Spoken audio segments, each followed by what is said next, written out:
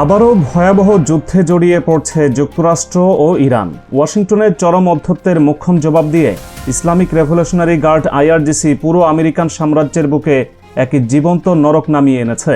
Bahrain এবং কুয়েতে অবস্থিত মার্কিন সামরিক বাহিনীর ৮৫টি গুরুত্বপূর্ণ ঘাঁটিতে একযোগে ভয়াবহ আঘাত এনেছে এবং সবকিছুতে আগুন জ্বালিয়ে দেওয়া হয়েছে।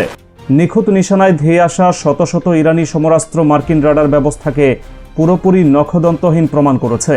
মুহূর্তের মধ্যেই ধূলিসাৎ হয়ে গেছে বাহরাইনে অবস্থিত মার্কিন ৫ম নৌবহরের সদর দপ্তর এবং কুয়েতের আলী আল সালেম বিমান ঘাঁটির মতো অত্যন্ত গুরুত্বপূর্ণ স্থাপনাগুলো।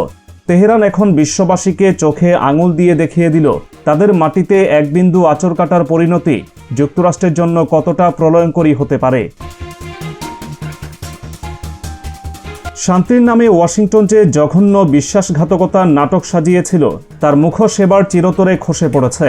গত ১৭ জুন ডোনাল্ড ট্রাম্প এবং ইরানের প্রেসিডেন্ট মাসুদ পেজেশকিয়ানের মধ্যে স্বাক্ষরিত যুদ্ধবিরতি চুক্তিকে মাত্র ২০ দিনের মাথায় নির্লজ্জভাবে পদদলিত করেছে আমেরিকা।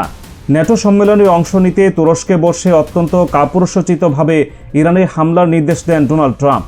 আঙ্কারার এক রুদ্ধদ্বার কক্ষে প্রতিরক্ষামন্ত্রী পিট হেগসেথ, পররাষ্ট্রমন্ত্রী মার্কো রুবিও, অর্থমন্ত্রী স্কট বেসেন্ট এবং জয়েন্ট চিফস অব স্টাফের চেয়ারম্যান ড্যান কেইনের সাথে গোপন চক্রান্তের পরই রাতের অন্ধকারে ইরানের বুকে আঘাত হানে মার্কিন সেন্ট্রাল কমান্ড।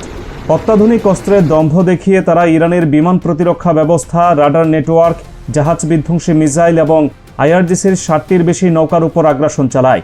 কেশন দ্বীপে ৭টি, হরমুজ প্রণালীর কাছে সিরিক শহরে ৬টি এবং বন্দর আব্বাসের টেলিযোগাযোগ টাওয়ার সহ ১০টি লক্ষ্যবস্তুতে তীব্র বিস্ফোরণ ঘটিয়ে আমেরিকা ভেবেছিল তারা পার পেয়ে যাবে, কিন্তু এই ধৃষ্টতায় তাদের জন্য ইতিহাসের সবচেয়ে ভয়াবহ কাল হয়ে দাঁড়িয়েছে। মার্কিন আগ্রাসনের কয়েক ঘন্টার মধ্যেই শুরু হয় আইআরজিসির সেই রক্তক্ষয়ী পাল্টা আঘাত, যা আমেরিকার সামরিক ইতিহাসকে এক নিমিষেই অন্ধকার করে দিয়েছে। নৌ এবং বিমান বাহিনীর এক নিখুঁত যৌথ অপারেশনের মাধ্যমে ইরানের ফাতে এবং জোলফাগার সিরিজের ব্যালিস্টিক মিসাইলগুলো যখন মার্কিন ঘাঁটিগুলোতে আঘাত হানছিল, তখন পেন্টাগনের $বিলিয়ন প্যাট্রিয়ট এবং থার্ড আকাশ প্রতিরক্ষা ব্যবস্থা স্রেফ বোবা দর্শকের মতো দাঁড়িয়েছিল। মার্কিন গোয়েন্দা সংস্থা সিআইএ এবং সেন্টকমের নজরদারি ব্যবস্থাকে পুরোপুরি ফাঁকি দিয়ে এত বড় একটি সামরিক অপারেশন পরিচালনা করে ইরান তাদের অবিশ্বাস্য সক্ষমতার প্রমাণ দিয়েছে। ধ্বংসযজ্ঞের মাত্রা এতটাই ভয়াবহ যে আইআরজিসি অত্যন্ত আত্মবিশ্বাসের সাথে ঘোষণা করেছে এটি কেবল তাদের প্রাথমিক জবাব। তেহরানের আসল প্রলয় এখনও বাকি। এই ভয়াবহ মিসাইল বৃষ্টি ঠিক আগেই ইরানের বুশেহর প্রদেশের খরমুজ এলাকার আকাশে অনুপ্রবেশকারী যুক্তরাষ্ট্রের একটি অহংকারের প্রতীক MQ-9 অত্যাধুনিক ড্রোনকে নিমিষেই গুলি করে মাটিতে নামিয়েছে ইরানি বাহিনী। আইআরজিসির মুখপাত্র হোসেন মহবি দ্ব্যর্থহীন ভাষায় জানিয়ে দিয়েছেন, ইরানের আকাশসীমায় কোনো মার্কিন যান প্রবেশ করার অর্থই হলো তার নিশ্চিত ধ্বংস। তাদের আকাশ প্রতিরক্ষার দুর্ভেদ্য দেয়াল ভেদ করার কোনো ক্ষমতা পেন্টাগনের নেই। এই প্রলয়ঙ্করী সংঘাতের নেপথ্যে লুকিয়ে আছে ওয়াশিংটনের চরম রাজনৈতিক হীনমন্যতা এবং আগ্রাসী অর্থনীতি।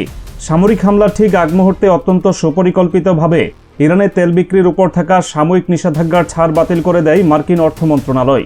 অন্যদিকে আইআরজিসি অত্যন্ত চাঞ্চল্যকর একটি তথ্য উন্মোচন করেছে।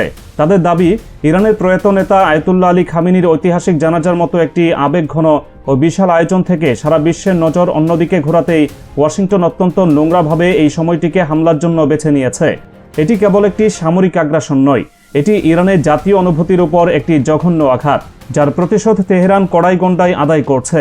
মার্কিন প্রশাসন ভেবেছিল অভ্যন্তরীণ শোকের মুহূর্তে ইরান হয়তো দুর্বল থাকবে, কিন্তু সেই ভুল ধারণার চরম মাসুল এখন দিতে হচ্ছে কুয়েত ও বাহরাইনে অবস্থানরত মার্কিন সেনাদের, যাদের অনেকেই এখন প্রাণভয়ে বাংকারে আশ্রয় নিতে বাধ্য হয়েছে। আন্তর্জাতিক বাণিজ্যের সবচেয়ে গুরুত্বপূর্ণ লাইফলাইন হরমুজ প্রণালীতে নিজেদের একচ্ছত্র আধিপত্য ধরে রাখতে গিয়ে যুক্তরাষ্ট্র মূলত এই দাবানল সৃষ্টি করেছে। বিশ্বের মোট জ্বালানি তেলের প্রায় 20% এই প্রণালী দিয়ে পরিবাহিত হয়, আর এই জলসীমায় নিজেদের সম্পূর্ণ সার্বভৌম অধিকার প্রতিষ্ঠায় ইরান বদ্ধপরিকর। ওমান যখন তাদের উপকূল ঘেঁষে পশ্চিমা জাহাজগুলোর জন্য একটি নিরাপদ রুট তৈরির প্রস্তাব দেয়, তেহরান তা অত্যন্ত কঠোরভাবে প্রত্যাখ্যান করে। কারণ হরমুজ প্রণালী ব্যবহারকারী যে কোনো বিদেশি জাহাজের উপর ট্রানজিট ফি বা মাসুল আরোপের পূর্ণ আইনি ও ভৌগোলিক অধিকার ইরানের রয়েছে।